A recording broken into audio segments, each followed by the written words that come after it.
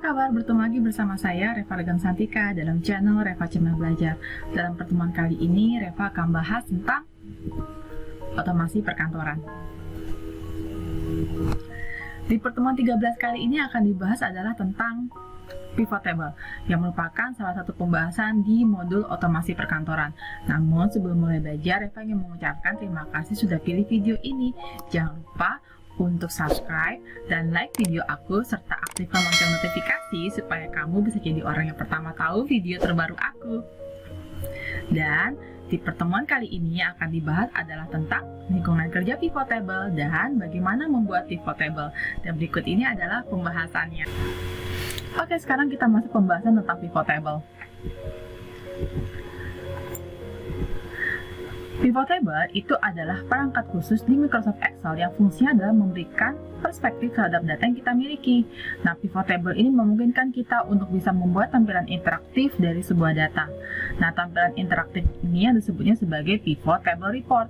Dan perangkat ini akan memudahkan kalian dan juga mempercepat dalam menggolongkan data dalam kelompok-kelompok data tertentu. Struktur dari pivot table ada 4 nih teman-teman. Yang pertama itu adalah values. Nah, values ini isinya adalah kotak yang berisikan field yang akan muncul sebagai hasil dalam table. Kemudian row, ini adalah kotak yang berisi field yang dijadikan sebagai tolak ukur dari sumbu Y. Nah, kemudian kolom ini adalah kotak yang berisi field yang dijadikan sebagai tolak ukur dari sumbu X, dan filter fungsinya itu adalah sebagai kotak yang berisi field yang akan dilaporkan. Nah, persiapan dari pembuatan pivot yang pertama itu adalah kalian harus punya sumber datanya terlebih dahulu. Nah, sumber data ini yang digunakan untuk menghasilkan sebuah pivot table harus dibuat dalam bentuknya adalah tabular. Nah, atribut-atribut yang menunjukkan tata letak tabular yang efektif adalah pertama, baris pertamanya harus berisikan judul. Kemudian, tiap kolomnya harus bisa merepresentasikan kategori data yang unik, dan tiap baris merepresentasikan item untuk tiap kolom, serta tidak ada baris atau kolom yang kosong. Nah, ini adalah contoh dari sumber data yang akan kita gunakan untuk pembuatan pivot table. Nah, seperti yang kalian lihat tadi bahwa harus ada persyaratannya nih. Baris pertama itu harus berisikan judul. Oke, kemudian yang kedua, tiap kolomnya harus bisa merepresentasikan kategori data yang unik. Oke, sekarang setiap kolomnya bisakah merepresentasikan kategori data yang unik.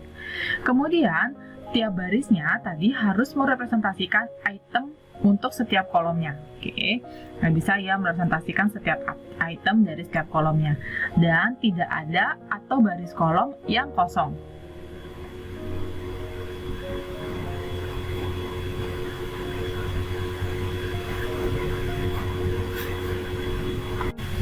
Oke, sekarang kita sudah punya sumber data yang akan kita gunakan sebagai pivot.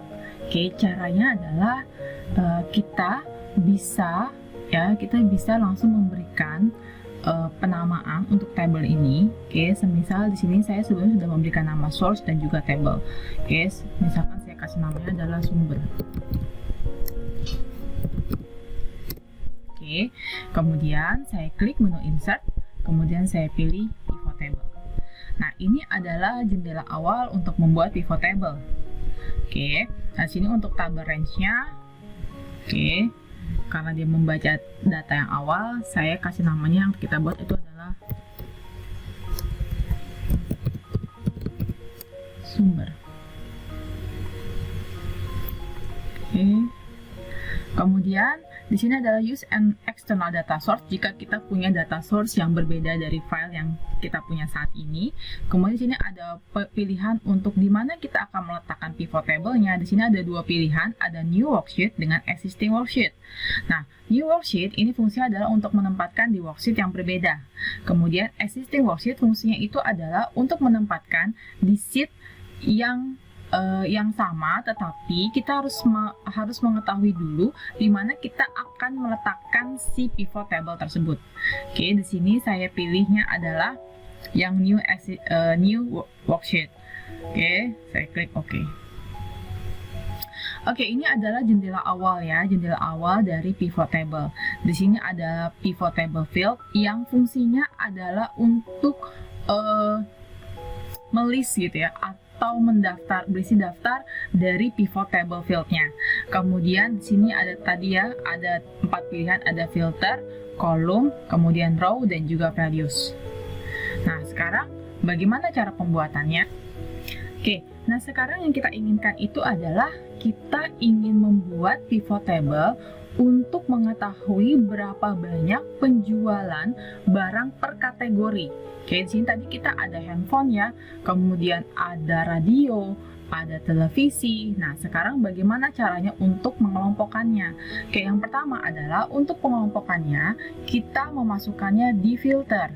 Oke, nah pertama adalah type of good-nya. Kita letakkan dia di bagian rows-nya. Kemudian name of good-nya. Oke. Nah, berarti sini sudah lihat ya, handphone ada 2 yang terjual, ada Samsung J2 dan J7. Kemudian ada radio di sini ya, dari LG 01 sampai dengan Sharp 02. Kemudian televisi. Oke, kemudian saya ingin mengetahui penjualan per bulannya. Oke, berarti saya masukkan di sini Januari. Oke, Februari dan March. Oke, nah maka bisa kalian lihat tampilannya seperti ini. Berarti saya ketahui bahwa di handphone, oke, total penjualan itu adalah 425 di bulan Januari, di bulan Februari 440, dan di bulan Maret itu 730. Kalau saya breakdown, oke, yang terjual itu adalah Samsung J2 dan Samsung J7.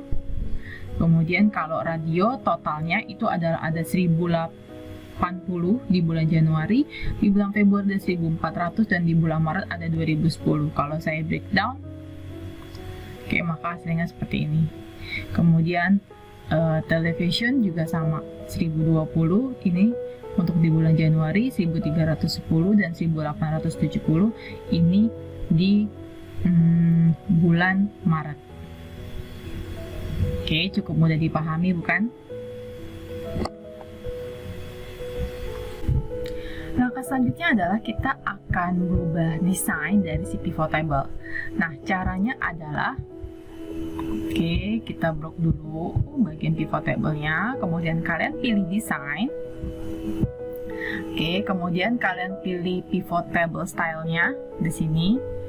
Ya, misalkan kalian pilih yang ini. Gitu ya. Nah, kemudian setelah kalian memilih stylenya, ya, oke, maka terlihat tampilannya seperti berikut. Oke, langkah berikutnya adalah bagaimana cara membuat slicer. Nah, caranya adalah kalian klik dulu menu Analyze,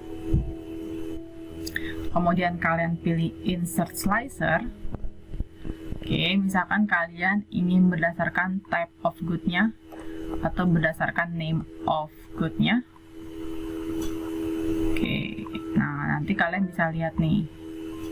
Oke, kalau kalian klik handphone, maka nanti akan munculnya hanya handphone saja. Kalau radio berarti hanya radio saja, dan nanti secara otomatis name of good-nya juga akan berubah sesuai dengan pilihan kita.